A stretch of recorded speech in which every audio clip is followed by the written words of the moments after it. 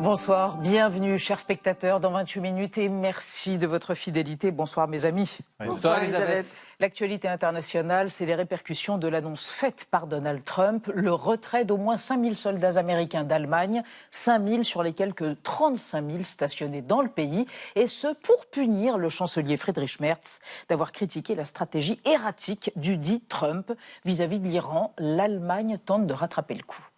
Ich muss akzeptieren, dass der amerikanische Präsident zu diesen Themen eine andere Meinung hat als wir, aber das ändert nichts daran, dass meine Überzeugung bleibt, dass die Amerikaner für uns wichtige Partner sind, die wichtigsten im nordatlantischen Bündnis.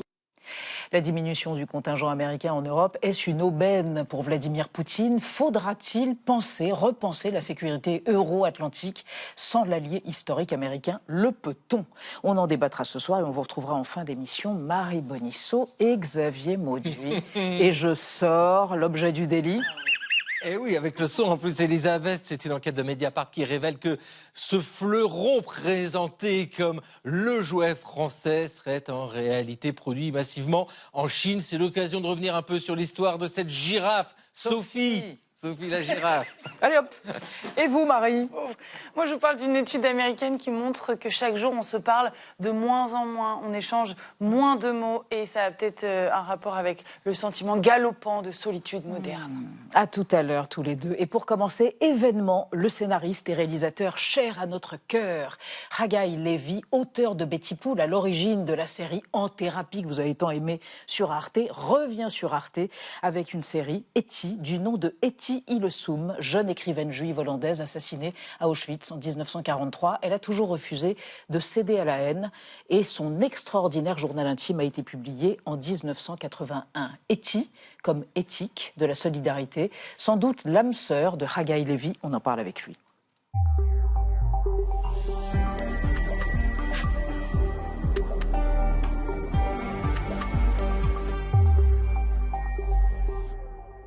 Haggai Levy, c'est une joie, un honneur de vous recevoir dans 28 minutes. Bonsoir. Bonsoir. Je vous présente Anna Ndiaye et Benjamin Sportouche. Haggai Levy, on va parler de votre nouvelle série qui sera diffusée à partir du 13 mai sur arte.tv, Etty, d'après le journal intime de Esther, dite Etty Hillesum.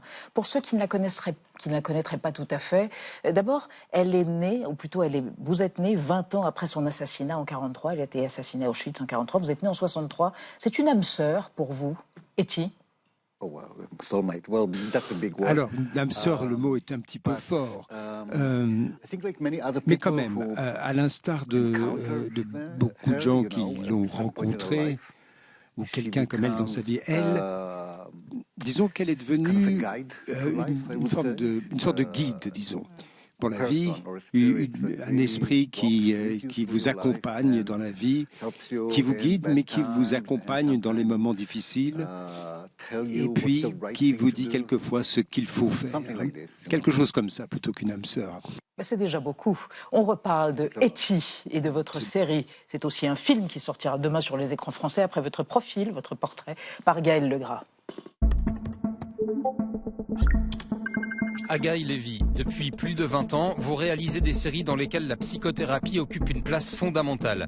Pour Etty, vous vous êtes inspiré des carnets de l'écrivaine Etty Hillesum, morte à Auschwitz en 1943 à l'âge de 29 ans. Qu'est-ce que son évolution spirituelle peut nous apprendre sur nous-mêmes? Pour répondre à cette question, vous avez le profil idéal. Né en 1963, vous grandissez dans le kibboutz Sha'alvim au sein d'une famille juive très religieuse. Mon adolescence a été marquée par l'anxiété et la dépression. Ces années ont été vraiment horribles à vivre. Vous étudiez la psychologie, puis vous intégrez le département de cinéma et de télévision de l'université de Tel Aviv. En 2005, vous puisez dans votre propre expérience en psychanalyse pour écrire Betty Pool, une série qui sera adaptée dans 18 pays, intitulée In Treatment aux États-Unis ou En thérapie en France. Dans Betty Pool, l'un des personnages qui consulte le psy est un pilote de l'armée israélienne qui a tué des enfants à Gaza. La façon de se mesurer à cette réalité, c'est plus de façon spirituelle, en esprit, disons, psychologique. The Affair, Our Boys explore encore la psyché des personnages. En 2021, vous créez une nouvelle version des scènes de la vie conjugale d'Ingmar Bergman. Jessica Chastain incarne la femme, Oscar Isaac, l'homme de ce couple qui se sépare. Dans l'un des épisodes, le personnage du mari lit des extraits du journal intime que vous avez écrit en analyse. Aujourd'hui, vous vous attachez donc à la relation d'Etty Hillesum avec le psychologue allemand Julius Spier.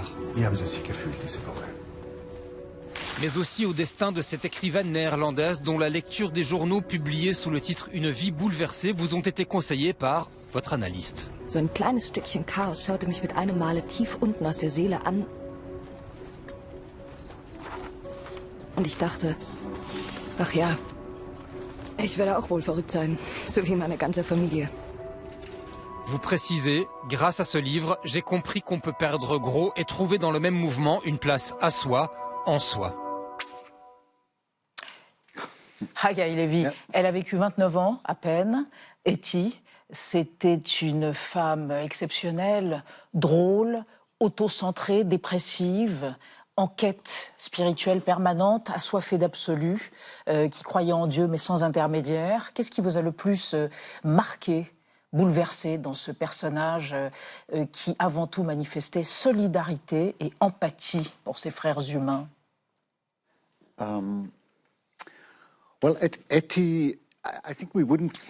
Alors, je crois qu'on ne pourrait pas parler d'Etty Hillesum. Alors, évidemment, elle a écrit un livre remarquable, mais on ne parle d'elle que parce que grâce à ce qu'elle a fait, c'est son action qui a fait d'elle une véritable héroïne tout à fait remarquable.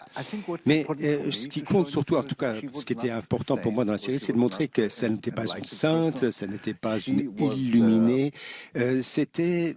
Comment dirais-je, c'était quelqu'un comme vous et moi, en fait, quelqu'un qui était un peu névrosé, certes, un peu narcissique, mais bon, elle avait ses problèmes personnels, certes, mais elle voulait écrire, elle n'était pas sûre de pouvoir y arriver. Toutes ces choses, finalement, ce sont des choses que nous connaissons, dans lesquelles nous pouvons nous reconnaître, et c'est pourquoi cette transformation, ce passage qui l'amène à être ce qu'elle devient, on se dit que finalement, peut-être que moi aussi, je pourrais également faire quelque chose.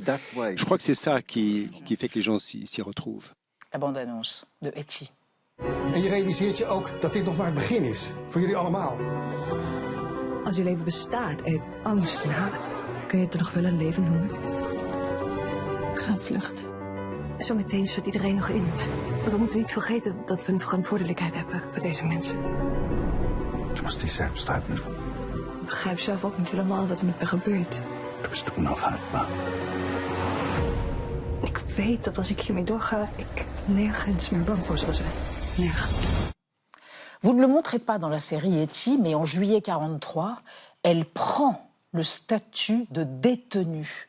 Elle choisit de ne pas être privilégiée. Elle choisit le Massenschicksal, le destin commun. C'est le mot qu'elle utilise dans son journal. Elle choisit de rester auprès de ses frères humains, auprès des hommes et des femmes. Comment on peut expliquer ça?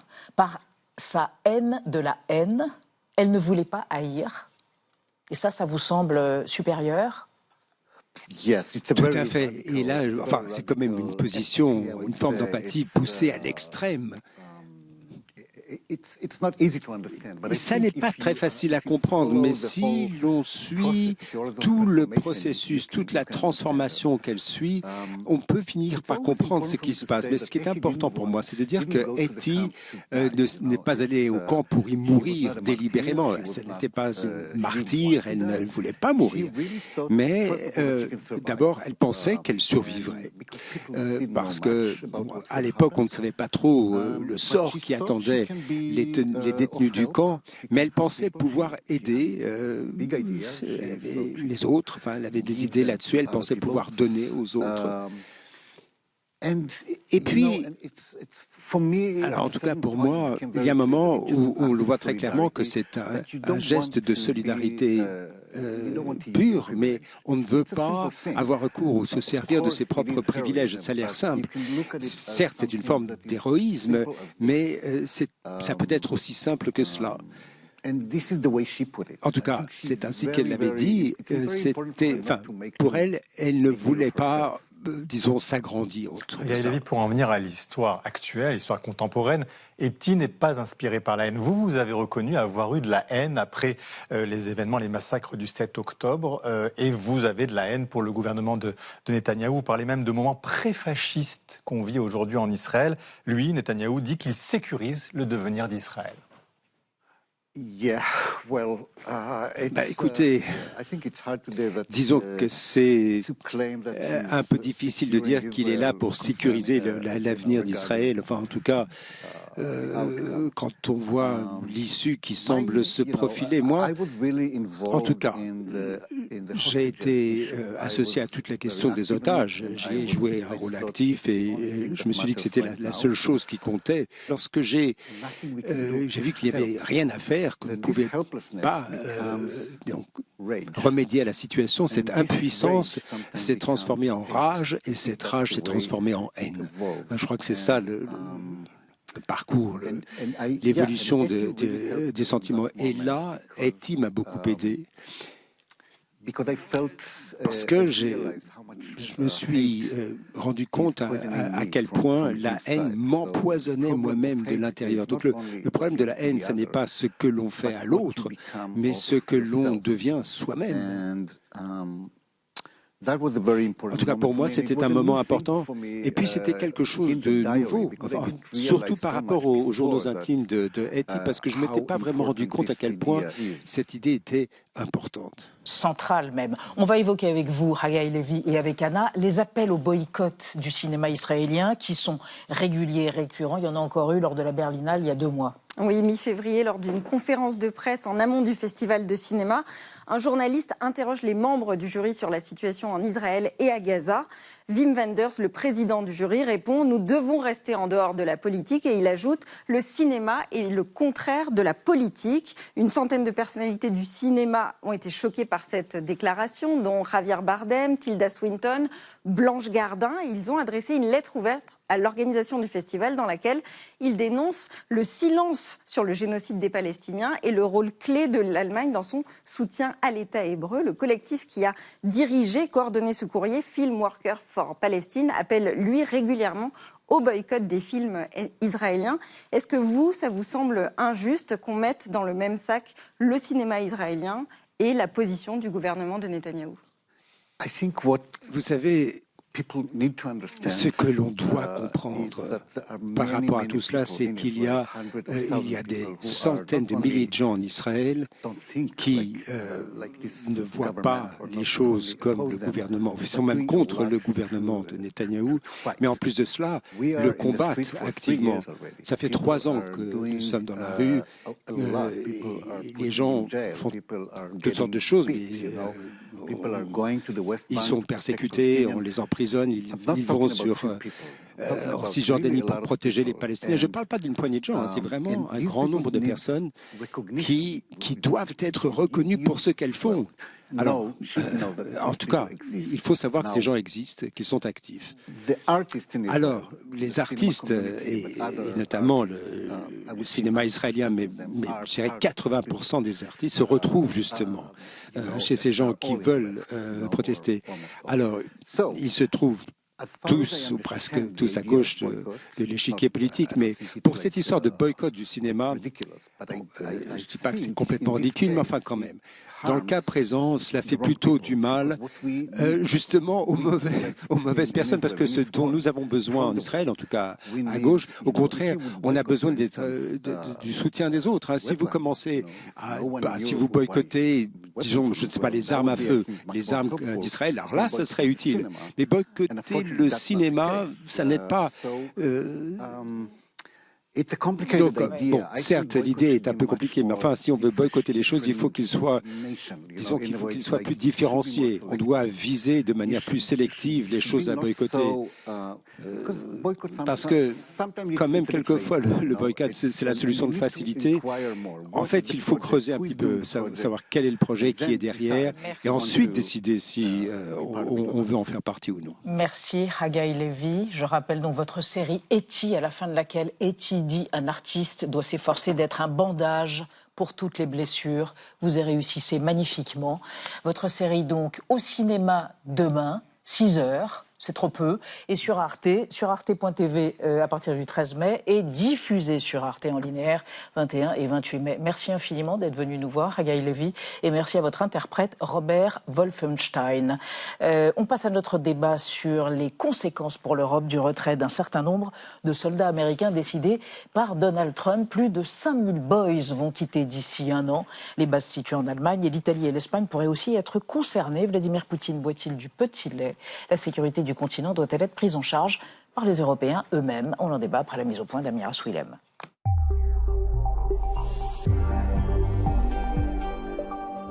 On se croirait aux États-Unis, sauf que nous sommes dans le sud-ouest de l'Allemagne. À Ramstein vivent 50 000 soldats américains et leurs familles. Pour combien de temps? La question se pose depuis que Donald Trump a annoncé vouloir réduire les effectifs déployés en Europe d'ici 6 à 12 mois.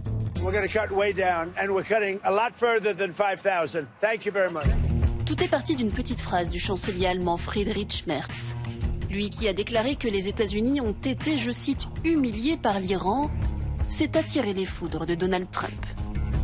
Depuis, Berlin tente de relativiser. Le contingent de soldats américains en Europe a été déployé par Joe Biden à titre temporaire. Donc tout ce que nous entendons depuis quelques jours n'est pas en réalité nouveau. C'est peut-être un peu exagéré, mais il n'y a rien de nouveau. L'Allemagne, dans le viseur du président américain, mais aussi l'Italie et l'Espagne, où stationnent respectivement 12 000 et 3 000 soldats américains. La frilosité des Européens à s'engager dans la guerre contre l'Iran ne passe toujours pas chez Donald Trump. Pour Giorgia Meloni, les menaces doivent être prises au sérieux. Cela fait un moment maintenant que les États-Unis parlent de se retirer de l'Europe. C'est pour cela que nous aurions intérêt, je pense, à renforcer notre sécurité et à développer notre capacité à répondre sur ce plan-là.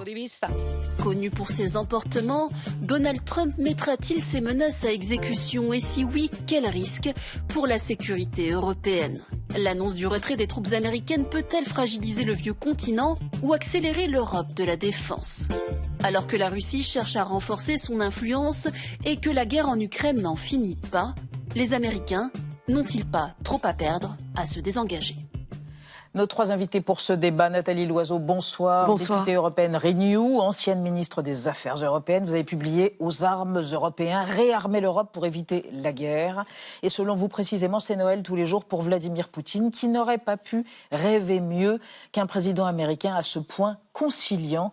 Et vous ajoutez, cela pose la question de la crédibilité de l'OTAN dont il faut renforcer absolument le pilier européen. À côté de vous, Aurélien Duchesne, bonsoir. Chercheur au think tank Eurocreative, un think tank spécialiste de l'Europe centrale et orientale. Vous avez coécrit avec Robin Gastaldi l'Europe et ses armées, l'état de défense européenne et son avenir. Et vous estimez que les Américains marchandent de plus en plus leur soutien, ce qui est inquiétant.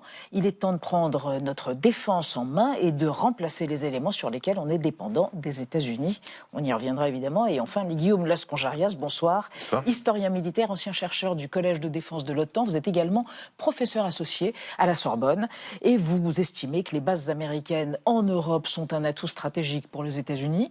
Sans ces points d'appui, il serait beaucoup plus compliqué pour eux, pour les Américains, donc de projeter leur puissance vers d'autres régions du monde. Et on démarre le débat, Benjamin, avec la carte du jour. Oui, c'est celle de la présence militaire américaine en Europe. En bleu sur la carte, vous allez voir base aérienne, maritime ou terrestre. Une implantation importante, même si la France n'est pas concernée. Au total, selon les chiffres du Congrès américain, les soldats américains sont au nombre de 67 000 dans 30 pays européens membres de l'OTAN. C'est 40% des effectifs américains déployés dans le monde. À quoi servent-ils aujourd'hui ces soldats, ces boys, Aurélien Duchesne? Est-ce qu'ils peuvent être projetés sur le front? Ils ont une double mission. Ils ont d'abord une mission de réassurance. Vous prenez le cas des soldats américains en Estonie, par exemple. Leur présence ne suffirait pas à repousser une attaque russe, mais c'est le fait d'avoir des soldats américains qui se mettraient, comme les Français et les Britanniques qui sont là aussi, en travers des colonnes russes, qui sert à dissuader la Russie. Et le deuxième intérêt de l'armée américaine en Europe, c'est que leur base sert à la logistique des Européens eux-mêmes. Mais évidemment, ça c'est à double tranchant, parce que ces bases, elles servent bien sûr aux Américains. Guillaume Lasconjarias, quand on parle du retrait, la menace de retrait de 5000 hommes au moins en Allemagne, c'est ce qu'a dit Donald Trump, c'est à prendre au sérieux d'abord. Et de quelles troupes parle-t-on exactement? Ces 5000 hommes, ce serait qui? Alors d'abord, c'est un mouvement d'ensemble qui a commencé depuis la fin de la guerre froide. Au plus fort de la guerre froide, on avait quasiment 10 fois plus de troupes américaines. Alors on en avait en Allemagne, énormément. On en avait en Grande-Bretagne. On en avait finalement sur toute la ligne de front qui séparait l'Europe du pacte de Varsovie. Et donc, il faut s'imaginer qu'ils étaient là pour ce qu'on appelle renforcer d'abord et, effectivement, comme le disait Aurélien, faire cette forme de rassurance. Est-ce que c'est crédible, ce désengagement ? En réalité, il a déjà eu lieu. Il a eu lieu, en fait, en 2014 et même un petit peu avant, sous la présidence Obama. On a tendance à l'oublier, puisque c'est sous Obama que les dernières, ce qu'on appelle brigades de combat, ont été finalement supprimées ou rapatriées aux États-Unis. Depuis, on a en fait ce qu'on appelle une présence rotationnelle ou tournante, c'est-à-dire que de manière régulière, les États-Unis envoient dans des missions de réassurance des unités, des bataillons, pour des missions temporaires. Pour quelques semaines à quelques mois, mais qui ne sont pas, et c'est la vraie différence avec les troupes qui sont présentes, permanentes. À la place, on a des troupes essentiellement de soutien qui assurent ce qu'on appelle la logistique et le commandement et le contrôle, mais qui n'ont en fait qu'une vocation, être capable de garantir la remontée en puissance si demain un conflit nous opposait par exemple à la Russie. Par exemple, au hasard. Nathalie Loiseau, Donald Trump évoque aussi des hommes, des boys, enfin des soldats qui sont stationnés en Italie. Il y en a eu 12 000 à peu près, un peu plus de 10 000, et en Espagne un peu plus de 3 000, qui pourraient aussi être rappelés à la maison. Il faut aussi se souvenir que Donald Trump a déjà rapatrié des troupes qui étaient présente en Roumanie. Et d'ailleurs, la France est nation cadre pour l'OTAN en Roumanie. Et heureusement, les Roumains se sont sentis rassurés du fait que nous allions augmenter nos propres effectifs. Mais vous avez mentionné l'Espagne, notamment la base navale de Rota en Espagne, qui est une base américaine. Elle sert évidemment pour rassurer les Européens, mais elle sert aussi aux Américains pour se projeter. C'est leur point d'entrée en Méditerranée. Et la Méditerranée, ça n'est pas que pour les beaux yeux de l'Europe que les navires américains la sillonnent. De la même manière, la base de Ramstein en Allemagne est un hub extraordinairement important pour toutes les opérations aériennes américaines. Donc quand Donald Trump dit finalement on protège les Européens qui ne viennent pas nous aider quand nous ne leur avons pas demandé et que nous ne sommes pas menacés, il oublie de dire que cette présence américaine en Europe, elle est aussi largement au bénéfice de l'armée américaine, bien sûr. Alors vous avez évoqué Ramstein, donc on la surnomme maintenant, on va en parler avec vous trois, la petite Amérique. Vous nous décrivez cette base énorme. Oui, plus de 50 000 Américains y sont stationnés, des militaires, des civils et leurs familles, donc à Ramstein, une région rurale du sud-ouest de l'Allemagne. Et la particularité de cet endroit, eh bien, c'est qu'on se croit vraiment aux États-Unis. Les rues portent le nom d'État américain ou d'anciens présidents. Le drapeau flotte au porche des maisons. On peut acheter des donuts au supermarché qu'on paye en dollars. On peut aller au bowling et bien évidemment là-bas, le cinéma est en version originale, non doublée. Alors on pourrait penser qu'ils vivent en autarcie, coupés du reste du monde, et pourtant ce n'est pas le cas depuis 75 ans presque. Certains se sont intégrés, ont créé des familles mixtes, mais surtout ils ont contribué à dynamiser l'économie. Et d'ailleurs le maire de Ramstein, Ralf Eschler, en est bien conscient. Lui évalue à 2 milliards d'euros l'impact financier de la présence américaine pour toute la région de Kaiserslautern. Ce sont des emplois, des chantiers, des commandes. Et ajoutez à cela que les Américains, contrairement à nous, Européens, n'épargnent pas. Ils consomment dans les restaurants, dans les magasins, à tel point que la commune de Ramstein est l'une des plus prospères du land de Rhénanie. Et ça inquiète le maire, car si tout s'arrête du jour au lendemain, je le cite, on mettra une génération pour s'en remettre. Aurélien Duchesne, on voit à quel point la présence américaine est importante d'un point de vue économique pour les Allemands, mais on le disait juste à l'instant, quel est l'intérêt vraiment pour les Américains d'être présents sur cette base à Ramstein et plus largement en Allemagne ? Elle leur sert quelque part de porte-avions géant. Vous avez par exemple 2 bases aériennes de 2 km de long qu'en ce moment même, l'armée américaine utilise pour les opérations qui mobilisent 600 aéronefs américains au Proche-Orient. Et puis il y a aussi une garantie d'assurance, on va dire, politique. Parce que l'autre force de la présence américaine en Europe, c'est aussi de dire qu'elle est permanente et qu'il y a derrière l'OTAN, derrière le fameux article 5, il y a des relations bilatérales solides chacune, celle avec l'Allemagne. C'est ça, d'entraide. Enfin, absolument. Ouais, ça. L'Allemagne a été jusqu'à proposer elle-même de payer les soldes des soldats américains sur son sol quand l'État américain était paralysé par le shutdown budgétaire. C'est dire la force de ces relations. Nathalie Loiseau, pour vous, c'est un cadeau fait à Vladimir Poutine, ce retrait des 5000 hommes à venir, c'est ça que vous dites? Je crois qu'il n'en croit pas ses yeux et ses oreilles. Objectivement, affaiblir à ce point l'OTAN, comme le fait Donald Trump, de manière systématique, presque méthodique, c'est un mot qui ne va pas très bien avec Donald Trump, mais si on regarde depuis qu'il a repris le pouvoir, entre les prises de parole répétées pour dire que il n'est pas sûr que les États-Unis viendraient au secours des Européens, puisque les Européens sont ingrats, traîtres, lâches, tout ce que vous voulez. Donc ça veut dire l'article 5, écoutez, c'est là, mais je ne sais pas si je m'en servirais. Je retire des troupes. Honnêtement, Vladimir Poutine, qui a deux objectifs, démanteler l'OTAN et démanteler l'Union européenne, Donald Trump attaque l'Union européenne, remenace de tarifs douaniers, affaiblit l'OTAN. Je ne sais pas jusqu'à quel niveau de complaisance, mais pratiquement de servilité, va descendre Donald Trump, qui a insulté toute la planète, le pape inclus, mais jamais Vladimir Poutine. Mais c'est très concret, hein, Guillaume Lascondra. Ça veut dire qu'il y a, on va peut-être annuler le déploiement d'un bataillon chargé d'opérer des missiles de croisière Tomahawk et de missiles hypersoniques Dark Eagle. Là, clairement, ça peut nous affaiblir, nous, Européens, dans les 5 ans à venir, puisqu'on parle d'une menace de la Russie, d'une nouvelle attaque d'ici 2030. C'est ce que envisageaient les services secrets allemands. Alors les services secrets allemands ont même revu à la baisse, ou du moins ont anticipé la date. La menace ne serait plus vers 2030, mais plutôt vers 2028-2029. Si vous prenez, ne serait-ce que c'est une incise, mais ça montre bien pourquoi est-ce qu'en Allemagne ce chantage, parce qu'il n'y a pas d'autre terme, autour du retrait de soldats allemands crée des formes de crispation. C'est que vous avez à la fois, vous avez à la fois déjà un chancelier qui souffle un peu le chaud et le froid, c'est-à-dire que d'un côté, il essaye de tenir toujours les Américains par la manche, et puis de l'autre, effectivement, à l'instar des Européens, il se demande où va Washington.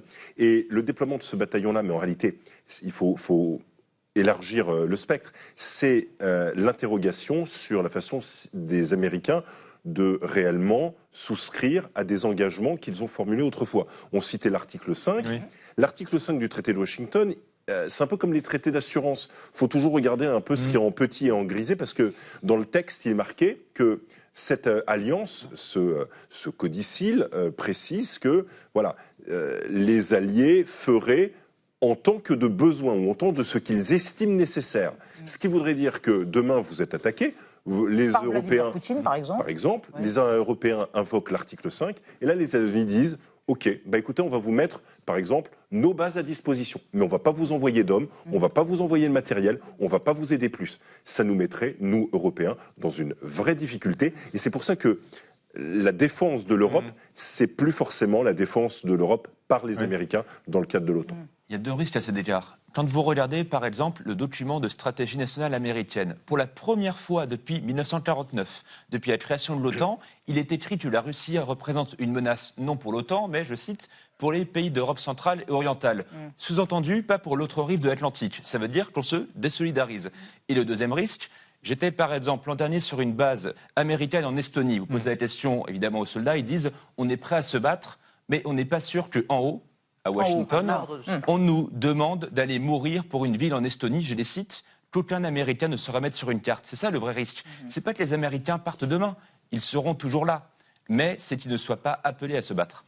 Il y a un autre risque, et qui n'a pour le coup pas grand-chose à voir avec l'idéologie, mais plutôt un risque concret, et qui est en train de se concrétiser, c'est que le matériel américain, dont sont équipées beaucoup d'armées européennes, qui en sont très dépendantes, ne soit pas disponible. Comme les F-35 par exemple. Alors, pas seulement. Les avions. Déjà, l'Estonie a reçu une notification des États-Unis de Pete Hegseth, le secrétaire... le fameux secrétaire à la guerre, qui est redevenu secrétaire à la défense. Expliquant que les Tomahawks, c'était pas possible parce que les États-Unis étant engagés en Iran et défendant plus ou moins les pays du Golfe, en fait, ils étaient trop occupés à ça et à remplir leur propre stock. Donc les Européens, désolé, mais vous passerez bien après, et en tout cas pas tout de suite. Et ça, c'est un risque concret, c'est quelque chose qui est en train de se passer et qui évidemment valide tout ce que nous avons dit depuis toujours sur l'autonomie stratégique. Mais je voudrais juste dire une phrase courte, si possible.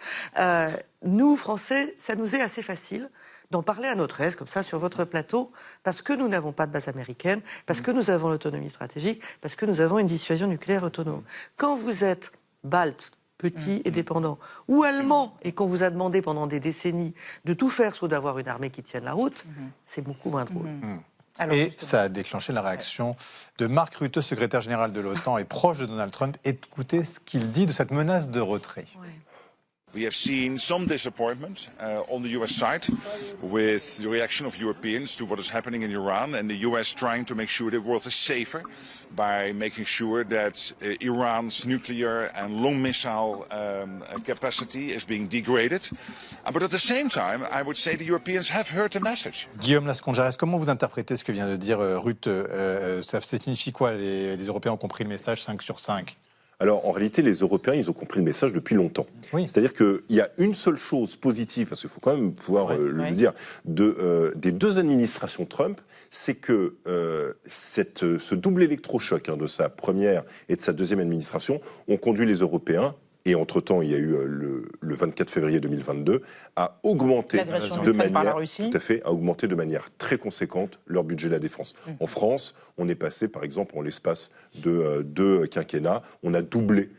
Et on n'est pas les meilleurs là-dessus. Ça sera 430 milliards pour la prochaine loi militaire. Nous, on était bons, mais pour des pays, pour l'Allemagne, c'est un changement radical de temps. Regardez pour la Pologne, c'est encore plus impressionnant. Donc, il y a cet aspect positif.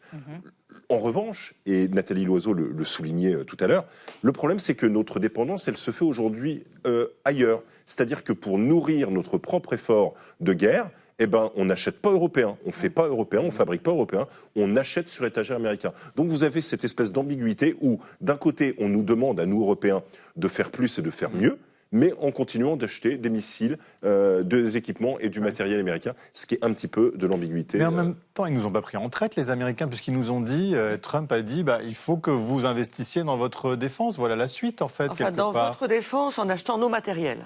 C'est pas tout à fait... Et en dépendant de nos clouds. Et quand on a mis en place ce qu'on a fait au niveau de l'Union européenne, et j'en suis fier parce que j'y ai participé, quand on a mis en place la préférence européenne. La préférence, ça veut pas dire buy European, 100% européen, parce qu'on n'en est pas capable. On a des lacunes qu'on n'a pas encore comblées. Mais quand on a simplement mis en place la préférence européenne, le lobbying américain démentiel pour essayer de nous en dissuader a été à la hauteur des attentes. J'en ai été la cible, comme beaucoup d'autres. Mais comme le disait très bien Florence Parly, l'ancienne ministre des Armées en France, le problème c'est que l'article 5 de l'OTAN, c'est pas l'article F-35. C'est pas une façon d'essayer de nous arrimer à la production américaine. Et c'est là où il y a, depuis Trump 1, mais aussi sous Biden, une forme de distanciation entre les Américains et les Européens. Alors, pour alimenter le débat, une archive pour qu'on se rappelle qu'une armée européenne, c'est un projet dont on parle depuis 75 ans. Un traité avait même été signé entre 6 pays européens. Regardez, on est en 52. À Paris, au Quai d'Orsay, la conférence sur la formation de l'armée européenne que présidait M. Schuman a commencé ses travaux. Certains pays, dont la Grande-Bretagne et les nations du Commonwealth, n'avaient délégué à cette occasion que des observateurs. Seuls l'Italie, la Belgique et le Luxembourg ont donné pour l'instant leur accord définitif au projet français. Aurélien Duchesne, aujourd'hui, on ne parle plus de défense européenne, on parle d'un pilier européen de l'OTAN. Oui, alors cette communauté européenne de défense, comme beaucoup de projets ont été d'abord portés par la France et torpillés ensuite par l'Assemblée nationale française en 1954. Aujourd'hui, si on veut faire un compromis, d'un côté les Français qui parlent toujours d'une Europe puissance, terme très français, voire d'une armée européenne, et d'autres pays européens qui, il faut les comprendre, comme le disait Madame la députée, Eux voient leur défense plutôt dans l'OTAN. Il y a un compromis à faire, c'est d'exister à travers un pilier européen de l'OTAN. Mais puisqu'on parlait de l'article 5 de l'OTAN, il y a aussi l'article 42, alinéa 7 du traité de l'Union européenne. C'est une clause de défense. L'Union européenne n'est pas une coquille vide. On peut avoir les moyens, et on évoque ça avec Robin Destaldi dans l'Europe et ses armées. Pas la peine de réinventer l'eau chaude et de créer une armée européenne pour avoir une défense européenne propre. C'est quoi un pilier européen de l'OTAN, pardon ? Déjà, ça évite d'exclure les Britanniques, parce que les mêmes Britanniques qui, dans les années 50, disaient quelle horreur, et honnêtement, en 2019, quand on a vraiment commencé à faire avancer la défense européenne, on était assez content que les Britanniques soient plus là pour nous bloquer, mais les mêmes, ils reviennent en courant, parce que le splendide isolement, quand vous avez Donald Trump en face, c'est tout sauf agréable, et on ne peut pas sécuriser, protéger l'Europe si on n'a pas les Britanniques, les Norvégiens avec nous. Donc ça ne peut pas être purement Union européenne, même si l'Union européenne a des atouts, elle a des financements, elle est capable d'intervenir dans tout le domaine hybride où une alliance militaire stricte est parfois pas complètement efficace. Mais on ne va pas non plus se passer de ce que l'OTAN a su faire et sait toujours faire, c'est-à-dire des centres de commandement et de contrôle, c'est-à-dire du dialogue entre les militaires. Si on voulait commencer à faire ça, nous, Union européenne, on ne serait pas prêt avant 20 ans. Et compte tenu de ce que nous disent les services de renseignement, on n'a pas 20 ans devant nous. Donc il faut un compromis. Guillaume Lasconjarias, il y a quand même des projets européens qui tentent d'aboutir, mais qui tombent à l'eau. Je pense notamment au projet SCAF, franco-allemand, l'avion. Est-ce que ça, c'est du pain béni pour les États-Unis parce que, de fait, on sera obligé d'aller acheter leur matériel militaire? Alors déjà, n'enterrons pas encore le SCAF tant qu'il ne l'est pas, véritablement. La dernière médiation est quand même sur le point d'échouer. Ce qui est important en réalité, c'est de montrer d'abord que ce type de projet, des échecs bilatéraux, il y en a eu plein dans l'histoire militaire. Donc c'est pas une nouveauté. Et je pense qu'il ne faut pas se centrer sur ce type de programme. Ce qui est important, c'est de montrer que les Européens, en revanche, prennent la dimension de la nécessité de travailler de manière multilatérale entre Européens et plus simplement avec finalement des intégrants ou des entrants qui soient extérieurs et notamment américains. La vraie fragilité que nous avons quand nous travaillons avec les Américains, c'est ce qu'on appelle l'ITAR, c'est-à-dire l'ITAR, ITAR, c'est en fait la nécessité d'avoir l'autorisation du Congrès quand vous avez des pièces sensibles à l'intérieur de n'importe quel matériel qui sont en fait soumises à l'autorisation du Congrès pour la réexportation. Ce qui veut donc dire que vous êtes prisonnier. Et nous, l'avantage de la France, c'est que nous faisons des matériels qu'on considère ITAR-free, ce qui explique aussi pourquoi est-ce que nos alliés et nos partenaires sont heureux d'avoir du matériel français. En revanche, ça ne peut pas être, cette défense européenne, que sur une base industrielle et technologique française. Il faut européaniser cette défense et cette industrie aussi. Bon, écoutez, merci infiniment d'être venu débattre et d'avoir fait votre auto-promo au passage. Vous avez bien raison, Aurélien Duchesne. Merci à tous les trois. On va rester dans l'actualité, mais par Xavier Mauduit et Marie Bonisseau. Patatras, un mythe s'effondre. Sophie la girafe, ce joujou adoré par les mioches, enfin les tout bébés, censé être un fleuron français, est en fait fabriqué en Chine. Et un autre patatras civilisationnel, celui-là. Nous prononçons moins de mots, 338 mots en moins par jour, 620 000 en moins chaque mois. Ça concerne surtout les jeunes, mais pas que. Mais d'abord, le mot vedette du jour, Bayern, comme l'équipe de foot du Bayern de Munich, des stagiaires face au PSG, c'est demain soir. C'est entendu. Le Bayern, c'est la meilleure équipe. Une institution comme le Bayern Munich. Qu'est-ce que va faire le Bayern Munich? Qu'est-ce que ça veut dire? Exactement ce que ça dit. Merci de m'en dire un peu plus. Entendu. La vie secrète des mots vedettes. Pour les fans du PSG, c'est la team à abattre. Mais Bayern, c'est bien plus que ça, un nom déjà qui veut dire Bavière, ce grand land du sud de l'Allemagne dont Munich est la capitale. Une région à part, entre tradition bien ancrée et puissance économique, passée des Celtes aux Romains avant de devenir un royaume, puis un pilier de l'Allemagne moderne. Le club, lui, naît en 1900 dans un restaurant munichois autour de 17 passionnés. Début modeste, une défaite 8-1 contre le voisin, ça calme, mais très vite, le Bayern grandit. Premier titre national en 1932, puis une période sombre sous le régime nazi. Le club est mis au pas, ses dirigeants juifs écartés, son président contraint à l'exil. Une légende a longtemps voulu voir dans le Bayern un club à part presque résistant. En réalité, il s'adapte, comme le reste du football allemand, comme souvent le sport raconte, la politique. Le club s'en relève et dans les années 70 change de dimension avec des champions comme Franz Beckenbauer, Gerd Müller ou Sepp Maier. Depuis, il empile les trophées et s'impose comme un ogre européen. 34 titres de champion d'Allemagne, 20 coupes nationales, une armoire à trophées qui commence à manquer de place. En Allemagne, il gagne presque tout, en Europe, il revient tout le temps. Le Bayern ne fait pas de bruit, mais il dure. Face à lui, le PSG connaît l'histoire, les Allemands ont souvent le dernier mot et une règle simple, on ne les enterre jamais trop vite. Pour la demi-finale aller de la Ligue des Champions, 9 buts, un 5-4 pour le PSG et un scénario complètement fou avec retournement dans tous les sens. À Munich pour le match retour, le Bayern sera à domicile. Et comme le dit Gary Lineker, le football est un jeu simple. 22 joueurs courent après un ballon pendant 90 minutes et à la fin, les Allemands gagnent toujours. Bravo Olivier Boucreux, Marie-Xavier et Sophie. Oui, enfin bon, pas pour longtemps, l'heure de vos chroniques. Alors, Sophie la girafe, vedette du jouet pour petit bébé, est-elle réellement made in France, faite en France? Une enquête de Mediapart sème le doute. Elle est majoritairement fabriquée en Chine. Histoire de... Bon, et après, on l'évacue parce que... Gardons Sophie avec nous. Elisabeth, en 1862, un ingénieur parisien spécialiste du caoutchouc, Monsieur Culasse, débarque à Asnières-sur-Oise. Ça se trouve un petit peu au nord de Paris. Lui, ce qu'il propose sont des tissus, des vêtements imperméables. Ça plaît beaucoup aux chasseurs et des balles, des ballons en caoutchouc. Succès énorme. Mais alors, le problème pour produire des petits bidules en caoutchouc, c'est que ça produit une odeur nauséabonde. Donc là où il est installé, à Paris, rue Notre-Dame de Nazareth, c'est l'enfer. Plus personne ne veut de lui. Donc c'est pourquoi il va à Asnières-sur-Oise. Mais pour faire du caoutchouc, il faut des EVA. Ouais. Et vous savez que cet arbre, on ne le trouve pas beaucoup en Ile-de-France. Il faut regarder plutôt du côté de l'Asie du Sud-Est, de l'Afrique. Et dès lors, cette histoire s'inscrit dans une histoire de commerce international, une histoire de colonisation aussi, qui rebondit sur le caoutchouc, d'autant qu'à ce moment-là, il y a une énorme demande de caoutchouc pour mettre autour des fils électriques le télégraphe, pour les roues de bicyclette aussi, et pour... Eh oui, les jouets. Les jouets, parce que M. Culasse connaît un gros succès avec tous ses jouets. D'ailleurs, très vite, il s'associe avec un haut savoyard, il s'appelle Baptiste de Roland, qui rapidement reprend l'entreprise en son nom et qui, lui, se spécialise vraiment sur les jouets, balles, ballons, des caoutchoucs moulés, ça plaît énormément. Et vous savez, souvent, ces histoires-là sont des histoires d'entreprise, mais des histoires familiales. Et très vite, c'est un neveu qui est très jeune, rentre dans l'entreprise, lui aussi s'appelle Baptiste, c'est Baptiste de Lacoste. Et là, vous avez toute la production de jouets qui plaît énormément dans une continuité qui est presque admirable, parce que vous avez cette maison de commerce à Paris, rue Notre-Dame de Nazareth, vous avez cette usine à Asnières-sur-Oise, et cela pendant près d'un siècle. Mais vous avez commencé, l'entreprise, il faut toujours évoluer, et c'est ainsi qu'est créé le 25 mai 1961. Donc on est à un siècle d'histoire de cette entreprise, un nouveau jouet.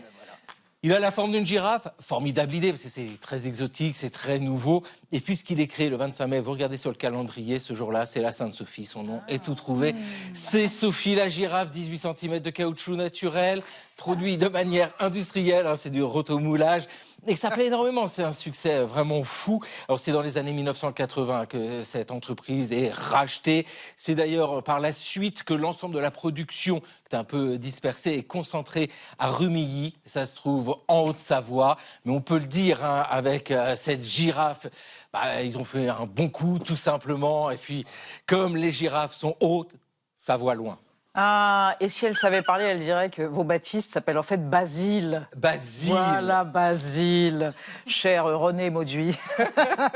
Alors, Marie, 2 chercheurs américains montrent, et c'est terrible, que les sociétés occidentales sont de moins en moins bavardes. Nous parlons de moins en moins. Oui, peut-être qu'on est en train de glisser peu à peu dans le silence. Sliding into silence. C'est le titre de cette récente étude américaine publiée dans une revue scientifique de psychologie qui a essayé de compter les mots qui sortent chaque jour de notre bouche. Alors, c'est des chercheurs qui ont analysé des milliers d'heures de conversations entre Américains, Européens et Australiens. Et ils ont observé en 15 ans, donc ces chercheurs, c'est Mathias Mell de l'Arizona et Valeria Pfeiffer du Missouri, qu'on avait perdu presque un quart de nos mots en 15 ans. Donc, alors, attention, je précise, on parle en volume de parole, pas en richesse de vocabulaire.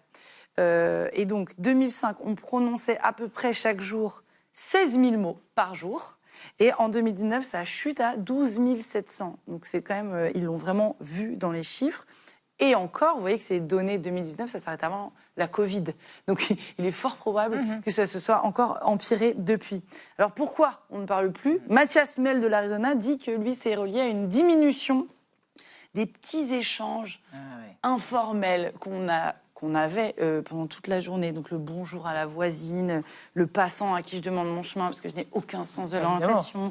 Le ce sera tout de la boulangère. À la caisse. Son oh là là, ce temps c'est pas possible, c'est le petit Jésus qui nous fait pipi dessus. Vous voyez, toutes ces phrases, pas très importantes, mais quand même, qui sont remplacées par, quand vous arrivez dans un fast-food, vous prenez des bornes de commande pour demander à manger, les GPS, qui eux nous parlent énormément, mais à qui on ne parle plus. Le télétravail aussi. Qui s'est développé et qui a du coup limité les interactions, les fameuses interactions à la machine à café. Alors oui, l'étude montre que ce sont surtout les jeunes, les moins de 25 ans, qui perdent le plus de mots au quotidien. Donc oui, sûrement, il y a un lien avec les smartphones et les réseaux sociaux. Mais pas que. Tiennent à souligner ces chercheurs, tout le monde, toutes les tranches d'âge sont touchées. Donc ce silence qui grandit, il faut creuser parce qu'il aurait des causes plus profondes et diffuses. Nos collègues du média 20 minutes sont allés voir un linguiste qui s'appelle Bernard Cerchilini et qui, lui, s'est voulu rassurant en disant que les gens, peut-être qu'ils parlent moins, mais ils écrivent plus. Donc actuellement, on continue à inventer plein de mots. C'est pas la vivacité de notre langue le problème, c'est plus le recul des interactions sociales qui passent par l'oralité et qui pourrait être lié à ce que l'OMS appelle carrément l'épidémie de solitude mondiale. Il parle de ça depuis plusieurs années maintenant. 1 personne sur 6 sur notre planète se sent seule actuellement. Et les chercheurs pensent que les interactions virtuelles, les SMS, par exemple, qu'on s'envoie, ne comblent pas nos besoins en interaction, en ce qu'on appelle la santé sociale. Voilà, je m'arrête là parce que j'ai déjà dit 376 mots. Et c'est pas assez. Ce soir, j'ai parlé de la pluie avec le boulanger. Si elle pouvait parler, elle dirait encore. Merci à tous. À demain 20h05. Tchuss.